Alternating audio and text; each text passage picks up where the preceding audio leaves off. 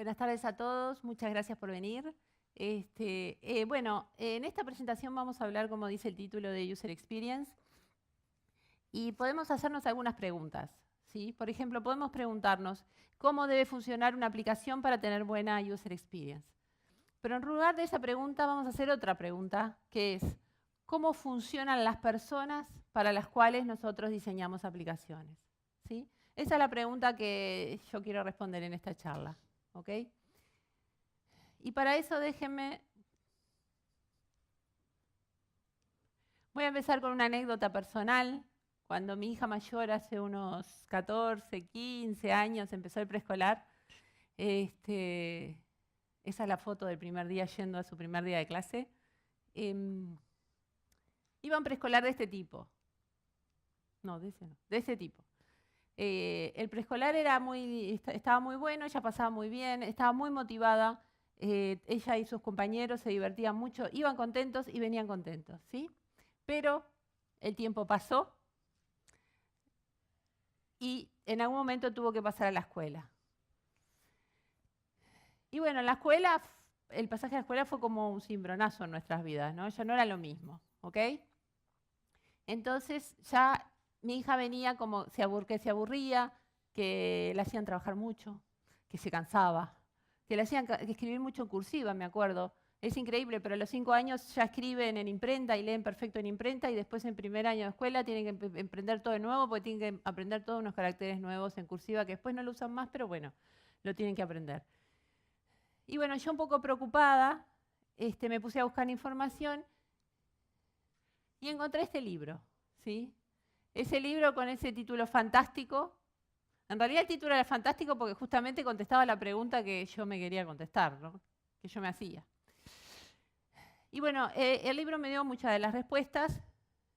Y la respuesta corta a esta pregunta, fíjense en cuál es. Resulta que nuestro cerebro, que uno lo tiene como que es por excelencia el órgano del pensamiento, no está diseñado para pensar, sino que el cerebro está diseñado para no pensar. ¿Ok? Los humanos somos curiosos, pero no somos buenos pensadores. Bueno, esta es la mala noticia, pero la buena noticia es que como humanos tenemos una cantidad de otros procesos cognitivos en los que sí somos muy buenos. Y son esos procesos los que usamos para aprender en la escuela, pero además para entender e interactuar con el mundo físico. ¿Ok? Y esos mismos procesos cognitivos son los que usamos para interactuar con aplicaciones. Por lo tanto, lo que yo le propongo en esta charla es explorar cuáles son esos procesos. Vamos a experimentarlos, ya que todos trajeron el útil necesario para experimentarlos, que es su cerebro. Y para entender un poco, porque esto nos va a dar pistas de qué diseños funcionan mejor, ¿sí? Entonces, para eso vamos a hacer el primer ejercicio. Supónganse que estamos caminando por la calle y llegamos a una feria de este tipo, ¿sí? Y ahora les voy a preguntar, ¿qué es lo primero que ven acá? Digan, ¿qué hay acá? Jarrones. Fonógrafo. Bien. ¿Qué más hay? Mucha gente. Mesas. Manteles rojos. Sombrilla. ¿De qué color son las sombrillas? Azules. En el fondo, ¿qué hay? Árboles. ¿Los árboles están más lejos o más cerca de las sombrillas? Más lejos. ¿Las mesas de manteles rojos están más cerca o más lejos que la sombrilla? Más cerca. ¿Qué es más grande, el árbol o la sombrilla? Muy bien.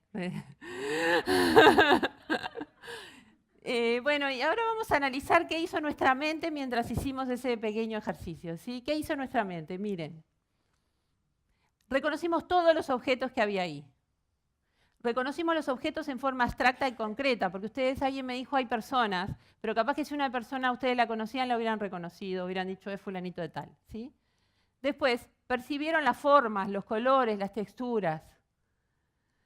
Infirieron además qué podían hacer con esos objetos y qué no. O sea, sabían que podían caminar de pronto por los corredores que quedaban entre las mesas, pero no convenía mucho caminar por arriba de las mesas. Calcularon los tamaños, calcularon las distancias, sabían qué estaba más cerca de qué. esto que acabamos de hacer es una proeza, ¿sí? Y vean por qué. Porque lo hicimos, primero porque lo pudimos hacer. Segundo, porque lo hicimos muy rápido. Lo hicimos en unos segundos. Tercero, porque lo hicimos sin esfuerzo. ¿Se cansaron después de hacer esto? No, ¿verdad? ¿Se tuvieron que concentrar mucho? Tampoco. Seguramente si estábamos hablando por teléfono, hubiéramos hecho exactamente lo mismo y de la misma manera. ¿Cometimos algunos errores? ¿Qué dicen? Puede ser, algún error, pero probablemente si cometemos algún error no es un error que nos aleje del objetivo. O sea, por calcular que el pasillo es un poquito para angosto, no voy por ahí tropezándome con las cosas, ¿sí? Y ahora les voy a poner otro problema. Y lo tienen que resolver 1, 2, 3, ya. Tenemos un triángulo y tenemos que probar que el punto medio de la hipotenusa es equidistante de los 3 vértices del triángulo rectángulo. No sé a ustedes, pero a mí me va a dar un poco más de pereza resolver esto. Vamos a necesitar concentrarnos más, ¿verdad? Y probablemente cometamos algún error. Capaz que no, pero si cometemos algún error, lo que va a suceder es que ese error nos va a alejar totalmente de la solución final. Nos va a llevar para otro lado. Ahora vamos a analizar un poco la diferencia entre dos problemas. Miren, el problema de la feria lo hicimos sin esfuerzo, sin concentración, fue rápido y confiable. El problema del triángulo nos requirió mucho esfuerzo, mucha concentración, fue lento y no confiable, o sea, es probable que cometamos errores, ¿sí? ¿Será que el problema de la feria es más fácil que el problema del triángulo? ¿Ustedes qué dicen? En realidad, en términos absolutos, es mucho más difícil. Lo que pasa es que para nosotros los humanos nos resulta mucho más sencillo. ¿Y saben por qué? Imagínense en la época donde el hombre evolucionó hace 1 millón de años, 2 millones de años, ¿no? Que vamos caminando por la sabana africana y nos encontramos con esto. ¿Qué pasaría si nos demoramos mucho en reconocer lo que es esto? Ahí está. ¿Qué pasaría si demoramos mucho en inferir lo que esto puede hacer con nosotros? O demoramos mucho en calcular la distancia a la que viene, o a la velocidad a la que viene, que nos va a hacer que la decisión que tomemos sea mala, porque no sabemos si nos podemos esconder, si tenemos que correr o si tenemos que entregarnos al león. ¿Sí? Y bueno, ya saben lo que le pasó a las personas que eran malos haciendo esto. Entonces, como dijo Gabriel, nosotros somos, en definitiva, sobrevivientes de esto. O sea, los que sobrevivieron a esto, la selección natural se encargó que nosotros seamos muy buenos haciendo esto. Por eso somos muy buenos haciendo esas cosas. Esto ocurre porque en el problema de la feria usamos 2 procesos cognitivos fundamentalmente, que son la percepción y la memoria, y somos excelentes en esos 2 procesos. Sin embargo, para el problema del triángulo usamos el pensamiento y, como vimos al principio, no somos muy buenos pensando. ¿Ok? Y ahora vamos a hacer otro ejercicio. Vamos a hacer otro ejercicio. Gracias a mi señor marido que me hizo estas torres. ¿Y quiere un voluntario? ¿Alguien se anima? Bien. Mira, Lucía, podés, acá hay 1, 2, 3, 4, 5 discos. 5 es mucho. ¿Puede ser 3? ¿Puede ser 3? ¿Con 3? Dale, subite. ¿Sabés lo que tenés que hacer? ¡Ay, qué valiente, Dios mío! ¿Eh? No, pero... A ver, mira ahí la Lu. El objetivo es llevar estos 3 discos. Ay, no, esto es re difícil. Sí, es un poco difícil. Pará, déjala intentarlo, Lauri. Tenés que llevar estos 3 discos, ¿sí? A la torre 3, pero hay 2 reglas. Solo podés mover un disco a la vez y nunca podés hacer esto. Nunca podés poner un disco más grande encima de otro más chico. Dale, 1, 2, 3, ya. A la torre 3, del 1 al 3. Sí, podés pasar por el 2. ¿Todos los discos? Todos. Y la charra termina y media. Exacto. No. Pero, perdón, de a me olvidé, de a uno, de a uno. Sí, dice ahí, pero yo no se lo dije. Sí, eso podés, sí. Sí, puede. ¡Ah, no! Esperen. ¡Bien! Grande, Lu, un beso. Bueno, ahora que Lucía se fue, vamos a explorar qué pasó en su mente. ¿Qué suponemos que pasó? Miren lo que pasó. Primero, Lucía tuvo que atender a lo que estábamos diciendo, atender a las reglas, atender al tablero, ¿sí? Después tuvo que tomar esa información del mundo, que en este caso era el tablero y las reglas, y percibirlo. Percibirlo es interpretarlo, ¿ok? Y lo interpretó muy bien. Y todo eso que atendió, que percibió del mundo, que fueron el objetivo, las reglas y la posición, lo llevó a un lugarcito de su memoria que se llama memoria de trabajo. En realidad, casi me escucha alguien, me mata, porque en realidad la memoria, alguien que sepa, la memoria no es un lugar. La memoria en realidad son patrones neuronales que se activan cuando reconozco algo, etc. Pero para simplificarlo, vamos a suponer que es un lugar, pues es una forma fácil de explicarlo y de verlo. Eso fue toda la memoria de trabajo. A Lucía no le pasó esto que voy a decir. Si ella antes hubiera resuelto este jueguito, tendría en su memoria de largo plazo alguna técnica, ¿sí? Y la hubiera traído. Por eso en el caso de ella es mucho más valorable porque nunca lo había hecho. Capaz que tenía alguna idea de otro juego parecido, capaz que no. Y eso lo metió todo dentro de la memoria de trabajo, las reglas, el objetivo, la posición inicial, lo que sabía, que en este caso no sabía nada, pero asumiendo que sabía, lo combinaba y con su pensamiento lo resolvió, ¿sí? Esto que vemos acá, perdón, que me faltó acá.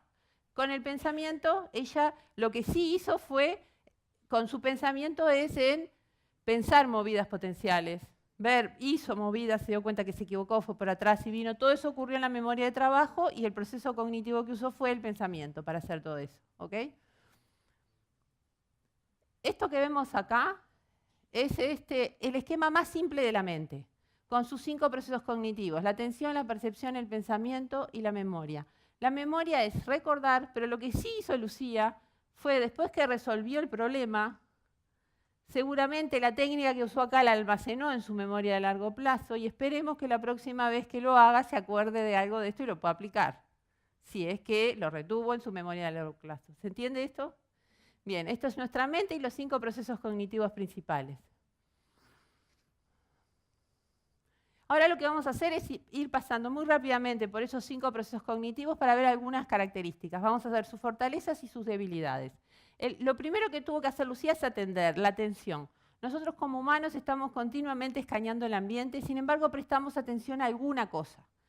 ¿A qué prestamos atención? Y bueno, en cada persona presta atención a cosas distintas, porque depende de la persona, depende del objetivo que persiga, depende de las preocupaciones que tengan en ese momento. Pero miren,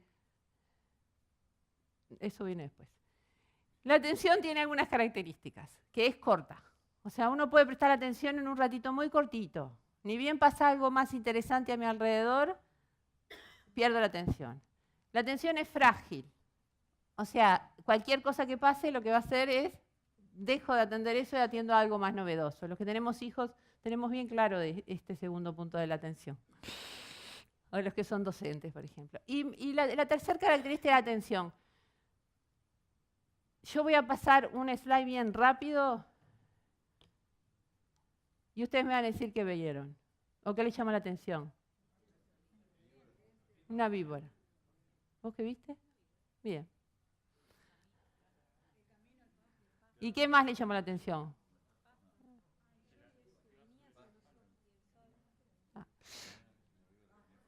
Bueno, me tenían que haber dicho que le llamó la atención la víbora, pero bueno. No, probablemente, a ver, el contexto también, sí. En realidad, ahí está, ahí tenemos la víbora. La pasé demasiado rápido. como yo les dije al principio, la atención depende de la persona, el objetivo, la preocupación. Pero hay tres cosas que a todo el mundo nos llama la atención, ¿sí? Independiente de cuál sea nuestra preocupación en ese momento. Y miren, son estas tres. Todos los mensajes sobre comida, sobre peligro y sobre sexo captan inmediatamente nuestra atención. ¿Y eso por qué es? Y bueno, porque si volvemos a la época en la cual el hombre evolucionó, ¿sí? Había tres preguntas fundamentales que nos teníamos que hacer. Y era, ¿lo puedo comer? ¿Me puede comer? ¿Me puedo reproducir con él o con ella? ¿Sí? Porque en definitiva son las tres cosas fundamentales para nuestra supervivencia, ¿sí? Yo para sobrevivir tenía que comer, tenía que evitar que me coman y tenía que reproducirme. ¿Ok? Por esto eso es universal. Conclusión, las características de la atención es que es corta, es frágil y es selectiva, que es esa última característica que vimos.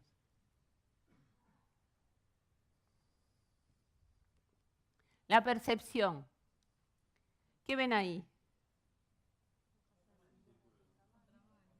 Contramano. No se puede, sí.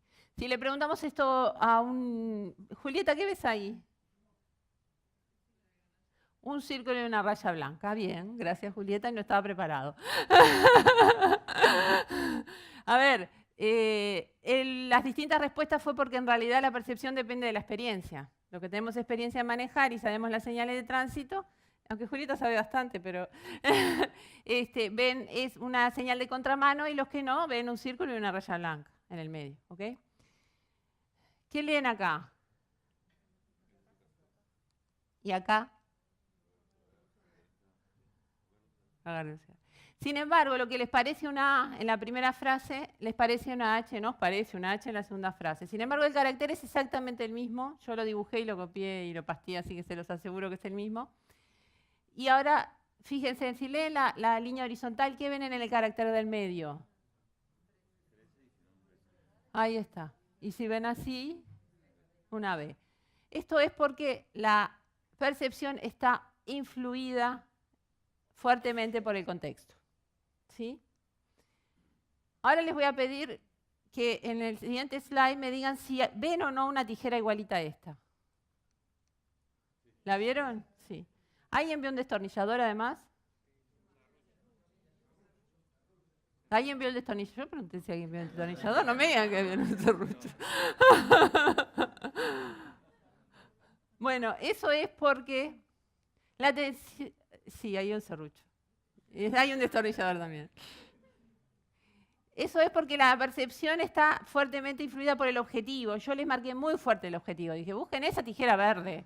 Entonces lo que hice fue sensibilizar sus sentidos a tijeras verdes.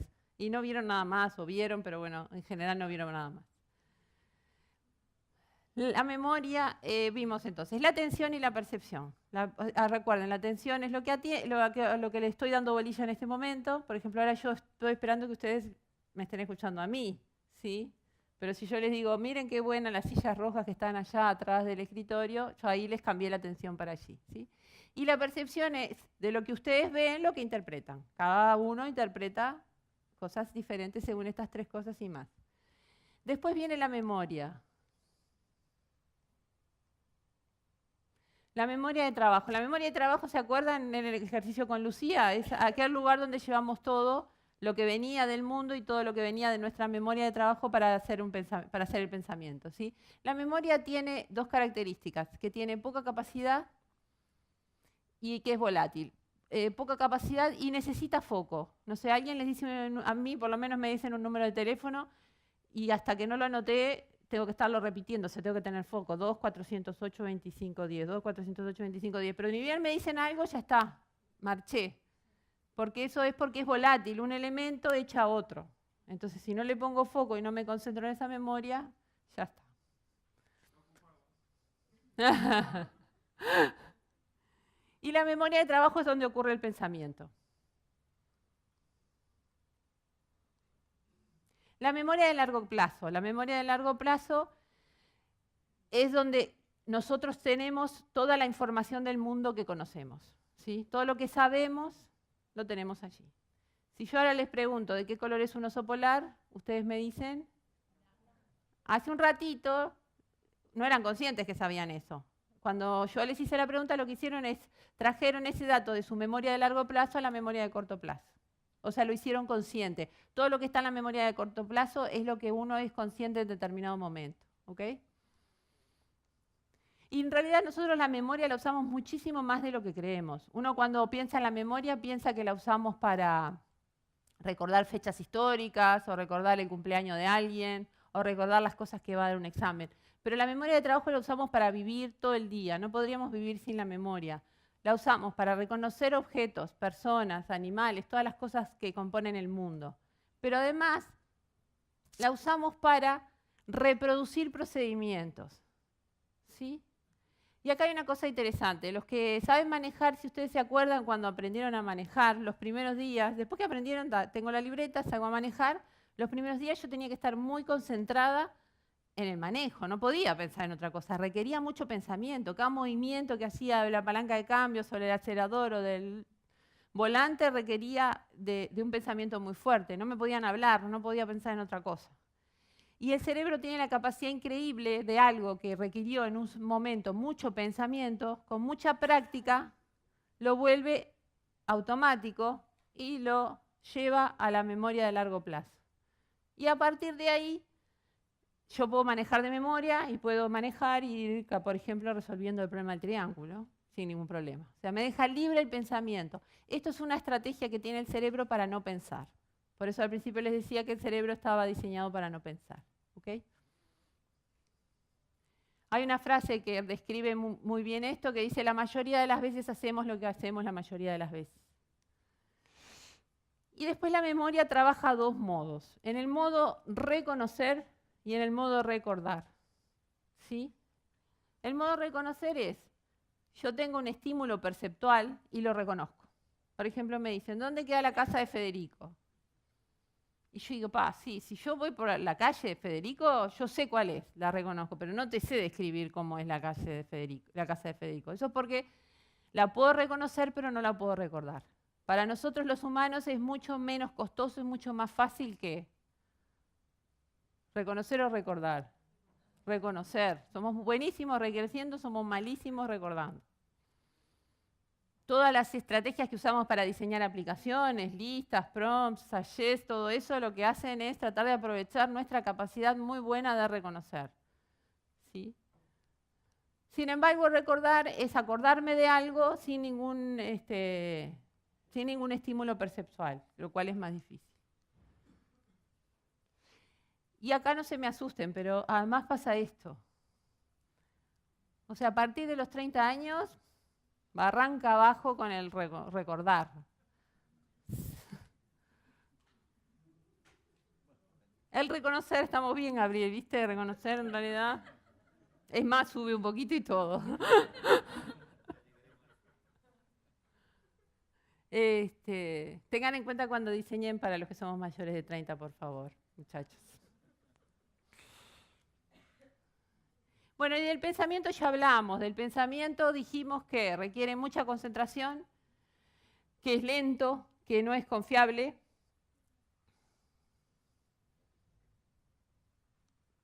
Y bueno, esto era un poco una pasada muy rápida por los procesos cognitivos que tenemos el ser humano, con sus fortalezas y sus debilidades.